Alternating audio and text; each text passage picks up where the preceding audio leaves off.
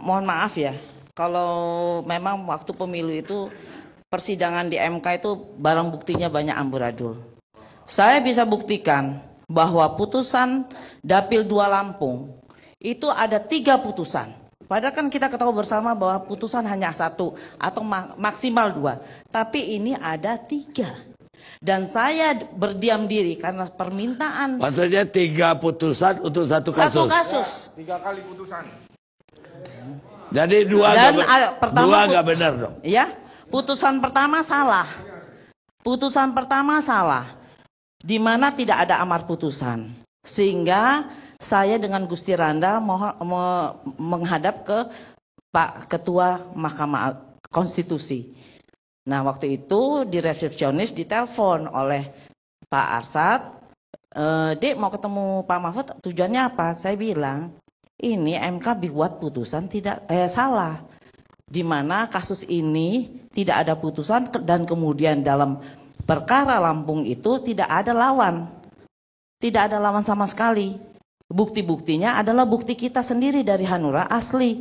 Di mana bukti kita itu adalah disampaikan 145 bukti, kenapa di dalam putusan hanya 132 bukti? Berarti ada penggelapan bukti saya. Dan saya langsung menegur Nalom Kurniawan bahwa Anda ini bisa salah laporan pidana.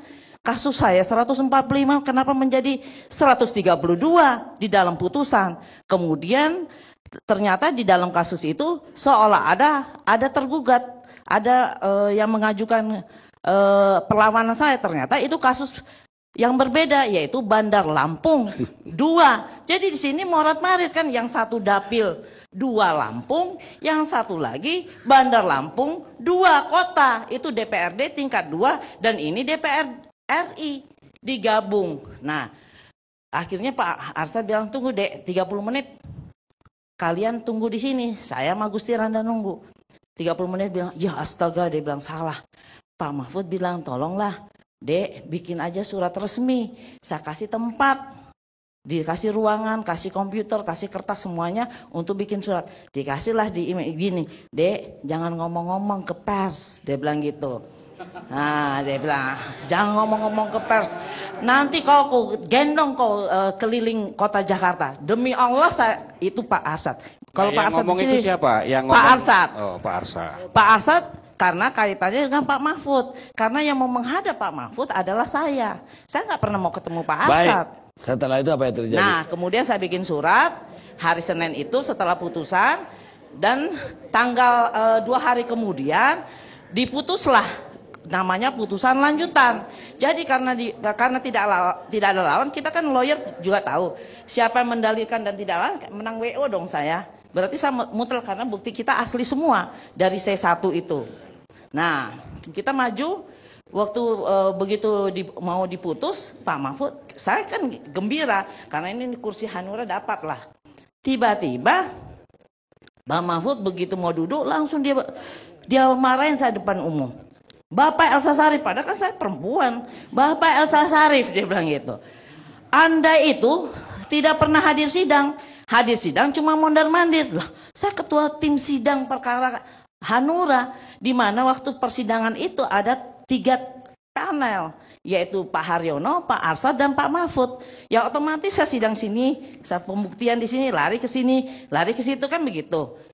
Tapi saya dalam hati nggak apa-apa lah, biarin dimarahin, yang penting putusan benar. Tahu-taunya putusannya juga amburadul. Di sini dibuktikan, dinyatakan di dalam itu untuk Banjar Agung, pemohon sama sekali tidak bisa membuktikan selembar bukti pun.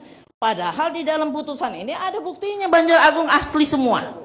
Sehingga kita kan jadi marah loh, kurang aja gue dikitibu sama Pak Arsad atau Pak Mahfud. Nah, pada saat putusan diketok, karena dilakukan penghitungan ulang, Gusti Randa langsung bilang, interupsi, keberatan, bahwa kita punya bukti asli. Begitu langsung Pak Mahfud bilang, keluar kalian.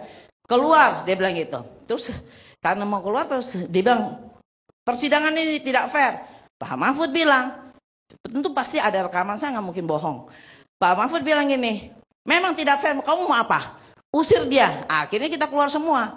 Tapi saya masih sadar, saya masih bilang besok. Saya bilang gini, Gusti kita sabar dulu. Ini Pak Mahfud kenapa marah sama kita? Padahal dia itu kita lindungi supaya menjaga wibawa MK karena putusannya salah. Kok kita dianiaya, saya bilang gitu. Akhirnya besok pagi saya kasih 9 kontainer segede ini. Isinya bukti-bukti 145 untuk setiap hakim. Saya coba lagi menghadap ke Pak Mahfud, tetap ditolak. Terus sekarang saya jadi sedihnya apa? Kita untuk memberitahu memperbaikan kinerja MK ditolak. Tapi Bibit Rianto dalam status tersangka, dalam berperkara, kok bisa diterima di rumah? Bagaimana asas legalitas ini? Asas persamaan hak di depan hukum. Jadi saya bilang memang pilih-pilih kasih, kita harusnya diterima dong. Kalau diterima mungkin terbuka akan diperbaiki dengan baik.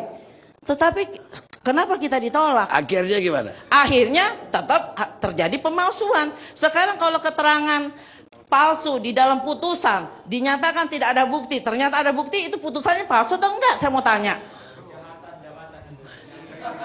Kalau tentang Dewi juga dan masalah ini juga kita bisa lihat ya. Dalam putusan Pilkada Bangka Barat di mana ada putusan dinyatakan 469 pemilih, ternyata bisa direnvoy oleh seorang panitera. Apakah bisa? Saya selama jadi lawyer 25 tahun, nggak ada putusan Mahkamah Agung direnvoy oleh seorang panitera. Tapi ini nyata ada direnvoy, di mana renvoy itu merubah isi putusan. Nih. Nah, demikian juga soal Dewi. Dewi itu adalah perolehan suara, penghitungan suara yang kedua, di mana Dewi mengajukan gugatan terhadap satu kursi, sisa kursi antara Golkar dan Hanura. Nah, kita membuktikan bahwa Golkar menggelembung 3.000 sekian, Hanura dikempeskan 1.000 sekian, sehingga perhitungan suara timbullah total 47.000 sekian. Dewi juga 47.000 sekian, yang mana berapa ratus angkanya itu lebih tinggi Dewi, dan itu dikabulkan oleh MK. Sekarang kan kita begitu dikabulkan, berarti yang dapat kursi Golkar tidak dapat kursi, berarti kita dapat kursi. Nah sekarang nyatanya yang dapat kursi adalah Gerindra dengan putaran yang ketiga. Putaran ketiga itu berarti sisa-sisa suara dari 3 dapil digabungkan. Sedangkan Dewi hanya 1 dapil, dia mendapatkan suara 47.000. baik, kita istirahat sejenak.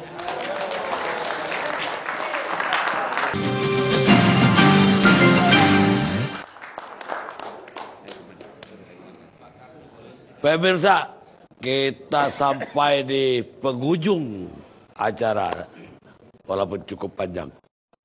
Dan saya akan bertemu dulu dengan anggota KPU yang lagi lebaran di Bali. Beliau lagi hari raya Galungan. Putu. Pak Putu. Ya, selamat malam Bang Karni. Pak Putu ngikutin nggak dari tadi? Ya, saya mengikuti 3 jam ini, pantat saya panas juga ini. Apa komennya atau apa tanggapan Pak Putu terhadap yang dikatakan Pak Akil dan juga dari Panja DPR? Ya, Bang Karni, prinsipnya kami dan saya sendiri khususnya sangat mendukung seluruh langkah-langkah proses hukum maupun proses politik yang sedang bergulir sekarang. Saya kira ini penting untuk memberitahu publik tentang permasalahan yang sebenarnya dan sekaligus sebagai sebuah masukan dalam rangka penataan organisasi, baik KPU maupun Mahkamah Konstitusi. Pada perspektif ini saya kira semua pihak kita harap bisa dengan rendah hati mengakui seluruh kelemahan-kelemahan yang ada. Saya dengan jujur saya katakan bahwa KPU tidak sempurna dan jauh dari sempurna, ya clear. Karena banyak persoalan juga yang sebetulnya yang menyebabkan ketidaksempurnaan itu apakah dari produk undang-undang, apakah kemudian dari faktor organisasi dan seterusnya. Tapi saya juga ingin mengatakan bahwa di Mahkamah Konstitusi juga ada persoalan dan harus dilakukan penataan, itu juga sebuah kejujuran yang harus diakui. Nah, saya ingin memberikan beberapa klarifikasi. Misalnya Pak Akil Mokhtar tadi mengatakan persoalan-persoalan bahwa karena KPU tidak mampu membaca amar putusan maka muncul surat dan timbul masalah. Saya kira tidak sepenuhnya juga benar statement Pak Akil tadi. Karena Bu Elsa Syarif sudah memberikan satu contoh dan kami mengklasifikasikan bahwa persoalan amar putusan MK itu bisa dua kategori. Ada kesalahan administrasi dan ada kesalahan substansi. Misalnya ketika bicara kesalahan administrasi muncullah surat 113 harusnya Husin bin Abdullah tapi tertulis Hasan bin Abdullah sehingga tidak bisa dieksekusi.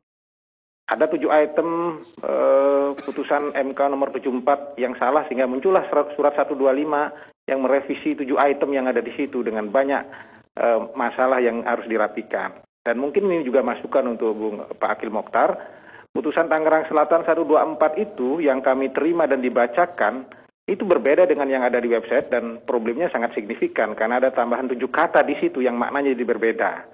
Nah ini kan persoalan-persoalan yang saya katakan minggu lalu kita juga kasihan pada Mahkamah Konstitusi kenapa diberi beban 2 bulan menyelesaikan 700 kasus. Nah, dalam rangka revisi undang-undang Pak Herman Harahap barangkali bisa merapikan nanti sehingga ada waktu sampai sekitar bulan September diberi ruang yang sangat terbuka kepada Mahkamah Konstitusi untuk menyelesaikan sehingga digilir misalnya mulai bulan Mei, Juni untuk DPRD kota, kabupaten kota, kemudian baru bulan Juli masuk untuk DPR provinsi, Agustus September baru DPR RI misalnya. Sehingga beliau di situ tidak ada beban. Ini juga harus ditelusuri apakah Masuri Hasan ini yang kemudian sudah dijadikan tersangka bermain hanya untuk ini saja atau untuk putusan-putusan yang lain di seluruh DPRD, provinsi, dan kabupaten kota. Karena PHPU itu melibatkan teman-teman KPU provinsi dan kabupaten dan mereka secara langsung berkomunikasi dengan Mahkamah Konstitusi. Saya juga tadi mendapat laporan misalnya soal kasus Wakatobi juga menarik dokumennya saya periksa. Itu deadline-nya 3x24 itu 3x24 jam tanggal 12 Mei dan saya lihat registrasinya tidak ada Wakatobi. Tapi itu kemudian barang itu masuk tanggal 15 Mei itu terregistrasi dan disidangkan. Padahal di pemberitahuan sidangnya tidak ada kasus Wakatobi misalnya. Artinya ada beberapa persoalan. Nah, kalau kasus Dewi Yassin Limpo ini kenapa KPU bertanya? Saya juga orang yang sepakat bertanya pada saat itu.